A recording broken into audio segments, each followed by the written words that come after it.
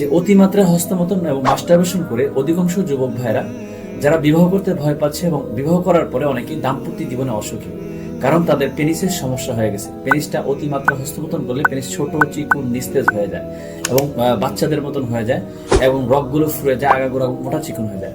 আপনার কথা চিন্তা করে আলখিদমা ন্যাচারাল কেয়ার দুইটা প্রোডাক্ট, একটা প্রোডাক্ট হচ্ছে ডিক পেনিস 3X, আরেকটা হচ্ছে অয়েল, পেনিস অয়েল। এইটা ব্যবহার করার ফলে পেনিসের আগাগোড়া মোটা চিকুন, রগগুলো ফুলে গেছে, পেনিসের চিকুন হয়ে গেছে, নিস্তেজ হয়ে গেছে, ছোট থাকে, তাদের জন্য এই অয়েলটা 3টা ব্যায়াম, শেকিং, জেলকিং, স্ট্রেচিং, 3টা ব্যায়াম দিয়ে ব্যবহার করতে হবে।